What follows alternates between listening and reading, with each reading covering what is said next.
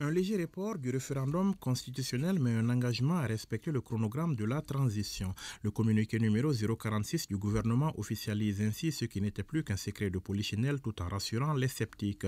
Les deux impératifs, l'exécutif entend bien les concilier, conscient cependant que cela nécessitera de sa part des efforts supplémentaires. Le chronogramme est un outil de planification. Mais bien entendu, la date butoir reste la date que nous avons pu en tout cas négocier avec la CEDEAO. Et le chef de l'État tient fermement au respect de cette date. Maintenant, c'est à nous quand on regarde le temps restant, de fournir beaucoup d'efforts afin que tous les objectifs que nous nous sommes fixés soient atteints. Plus que le report lui-même, les échanges au cours de cette conférence de presse sont tournés autour des raisons qui ont prévalu à cela. On retiendra notamment la ferme volonté des autorités de la transition de respecter les recommandations des ANR, notamment dans leur dimension réorganisation du territoire, opérationnalisation de l'autorité indépendante de gestion des élections, mais aussi la nécessité d'une vulgarisation du projet de nouvelle constitution. Si les deux textes évoqués ici constituent des avancées majeures dans le cadre des réformes politiques en cours, le gouvernement souhaite une adhésion du plus grand nombre à ces réformes majeures. Nous sommes permanemment obligés de chercher un équilibre entre deux principes qui, sans pour autant s'opposer, peuvent être des fois difficilement conciliables. D'un côté, nous avons la recherche du consensus et de l'inclusivité, qui sont très chers au chef de l'État, et de l'autre côté, nous avons le chronogramme. Vous savez, tout ce dont nous parlons ici sont des projets qui tournent autour de l'être humain. Il ne s'agit pas de construire une maison ou un building. S'il s'agit de construire une maison, on peut dire que le chantier prendra fin dans 6 mois. On prendra toutes les dispositions, en sachant bien qu'il n'y a pas d'interaction. Mais lorsqu'il s'agit de projets humains ou de projets de société, forcément, il y a des va-et-vient, il y a des concessions à faire. Voilà un peu, quelque part, les raisons de ce retard-là. Parlant de la réorganisation territoriale, un chantier en souffrance depuis plus d'une dizaine d'années, le colonel Maïga estime qu'il s'agissait là d'un préalable à la pleine opérationnalisation de l'EJ, sans oublier la nécessité de la mise à jour de la carte administrative du Mali. Il y a plusieurs mécanismes par lesquels un État peut se disloquer.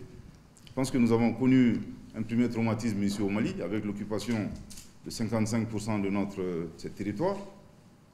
Mais le blocage de la réorganisation administrative peut être également un autre facteur de dislocation d'un État.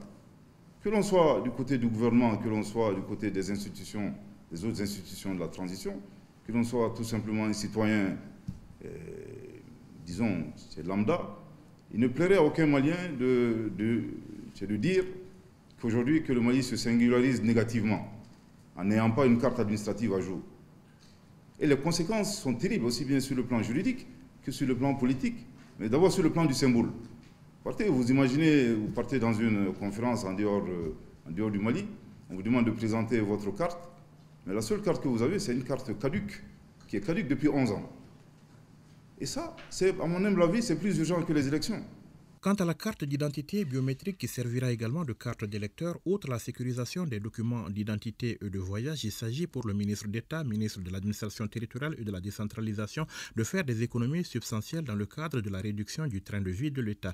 Et le ministre de préciser que la mise à jour en cours des données biométriques ne saurait en aucun cas être un nouvel enrôlement.